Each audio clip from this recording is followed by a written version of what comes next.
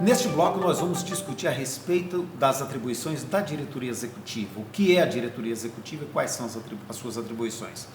Primeiro ponto que é importante ficar muito claro, a diretoria executiva foi eleita pela Assembleia Geral para realizar aquele trabalho que a Assembleia Geral acha importante. E ela presta contas à Assembleia Geral, que é a reunião de todos os associados. É muito importante que isso fique claro. Quem tem maior autoridade, a Assembleia Geral ou a diretoria executiva? É a Assembleia Geral. Se na sua casa espírita a diretoria executiva está se colocando acima da Assembleia Geral, há aí um desvio de hierarquia que precisa ser corrigido. A Assembleia Geral, ela está acima da diretoria executiva e a diretoria executiva é eleita pela Assembleia Geral para cuidar da administração da casa a partir do plano de ação que foi aprovado pela Assembleia Geral. É muito comum os estatutos definirem como cargos da diretoria executiva o presidente, o vice-presidente, um secretário segundo secretário, tesoureiro segundo tesoureiro. Esses são estatutos baseados no modelo antigo. A administração moderna tem uma proposta diferente para isso. Em administração nós chamamos isso de foco nas áreas meio ou foco nas áreas fim. O que são áreas meio? São áreas administrativas que visam dar suporte para a realização da missão da instituição. O que são áreas fim? Áreas fim são aquelas que têm a ver com a finalidade pela qual a instituição existe. Numa casa espírita, nós temos como áreas meio, secretaria, tesouraria e tudo aquilo que é voltado para a gestão. E na casa espírita nós temos como áreas fim, por exemplo, a área da juventude, da infância, a área doutrinária, a assistência fraterna. Então, quando o estatuto está focado nas áreas fim, ele vai contemplar com cargos de diretoria essas atividades essenciais da casa espírita. Um estatuto moderno, portanto, ele vai ter o desenho de uma diretoria geral ou uma presidência, seguida dos diretores da parte doutrinária, um diretor para assistência fraterna, um diretor para atividade da juventude, da mocidade, um diretor para a infância. Então, o Estatuto Moderno vai estar focado nas áreas fim, nas áreas que são a finalidade principal de ação da Casa Espírita. E, naturalmente, vai contemplar também uma diretoria de Secretaria de Relações Públicas, Comunicação, e uma outra diretoria para atividade administrativa, financeira, patrimonial, que também são relevantes.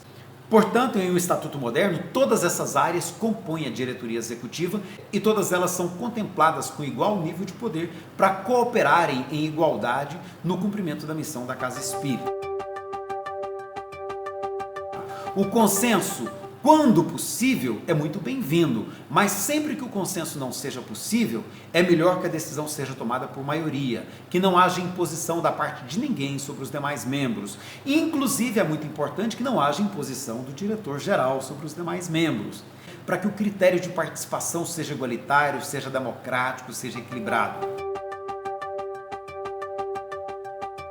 Infelizmente, na maioria das nossas casas espíritas, a diretoria é composta de pessoas mais idosas, o que dificulta muito a renovação, o que dificulta muito a discussão da instituição com a sociedade do ponto de vista das coisas que estão acontecendo atualmente. Naturalmente, nós mais velhos somos mais conservadores. E os jovens, vamos usar uma palavra que Kardec usava muito, os jovens são mais progressistas. Por isso que é muito bom que a diretoria esteja sempre arejada pela juventude, para garantir esse espírito de renovação de que a casa necessita e para garantir a sua perenidade ao longo do tempo. E se a juventude realmente é importante para a nossa casa e se nós atribuímos a ela alguma prioridade, é mais do que natural que a gente tenha, então, a juventude representada no nível da diretoria, com status de diretor na casa espírita. Porque é esse diretor de juventude, que normalmente vai ser um jovem, até porque nós vamos ter muito pouco a contribuir no que se refere ao espírito de juventude na nossa casa espírita, esse jovem vai estar trazendo para a diretoria executiva as preocupações que são dos jovens e trazendo tudo isso para o nível decisório da instituição, fazendo com que as decisões da casa espírita estejam contemplando de maneira cuidadosa, de maneira participativa, aquilo que é preocupação também dos jovens, A gente muitas vezes diz da importância do jovem para a casa espírita, mas a gente quer a importância dele longe de nós. A gente quer a importância dele só lá na mocidade, fazendo com que o trabalho aconteça, mas sem direito de interferir, de trazer suas preocupações e sua visão de mundo para a diretoria executiva. É muito importante a participação do jovem, que é ele quem garante a renovação, é ele quem garante o clima de entusiasmo para que a casa espírita inteira esteja embalada nesse espírito de juventude. Uma casa espírita que prioriza a juventude tem na sua diretoria pessoas mais jovens atuando no processo decisório de gestão. A outra diretoria fundamental é a diretoria de infância, e que nós entendemos que também deve estar contemplada em nível de diretoria, para que as questões relativas à infância tenham a mesma prioridade que as questões do universo doutrinário, da assistência fraterna, e nós não deixemos a infância relegada na nossa casa espírita a um trabalho dos evangelizadores, a uma coisa secundária, sem importância na gestão. Portanto, é muito interessante que tudo aquilo que é importante esteja representado no nível da diretoria, sem inchar muito a diretoria, que não é interessante, mas também sem esquecer de colocar lá tudo aquilo que é principal, tudo aquilo que é essencial. Outra diretoria muito importante, que nós temos que estar atentos ao cumprimento do papel dela, a diretoria de atividades doutrinárias, vamos dizer que seja esse o nome que a casa espírita escolha, a diretoria que vai estar cuidando, por exemplo, das atividades de cursos doutrinários, reuniões públicas, de palestras, eventos de divulgação doutrinária, a relação com a comunidade do ponto de vista da doutrina espírita, a atividade mediúnica, como ela está colocada e estruturada dentro do conjunto. Portanto, essa diretoria também é muito importante para um bom funcionamento da casa espírita, atividade de assistência espiritual, tudo aquilo relacionado ao que é doutrinário na casa espírita. Já com relação à diretoria de assistência fraterna, é muito importante que essa assistência esteja sendo adequadamente conduzida de acordo com os princípios do Evangelho, da doutrina espírita, mais do que do ponto de vista de serviço social ou de filantropia, simplesmente. Essa é uma diretoria muito importante porque ela vai cuidar dos aspectos da cidadania, do empoderamento da comunidade, de uma relação saudável e equilibrada na comunidade onde ela esteja inserida, para não criar programas caracterizados por assistencialismo, por aquela caridade piegas, que alimenta a dependência das pessoas em relação à instituição, ao invés de emancipá-las socialmente. Uma assistência fraterna que esteja voltada para o crescimento espiritual das pessoas e não para a repetição dos quadros de miséria que nós temos na nossa sociedade. Naturalmente, nós vamos ter a diretoria para cuidar da comunicação social da casa espírita, se responsabilizando também pelo trabalho de secretaria, pelo trabalho de arquivo, pelo trabalho de manutenção da história da casa espírita, pelo trabalho de relações públicas, muito embora às vezes a gente ache que tem mais burocracia do que atividade fim, mas é uma atividade que é essencial porque ela faz a relação da casa espírita com a sociedade. Ainda mais hoje que nós temos redes sociais muito ativas, nós temos grupos de WhatsApp, é muito importante ter essa atividade no nível de diretoria para que a comunicação social da casa espírita esteja adequadamente sintonizada com o conjunto da ação de toda a diretoria.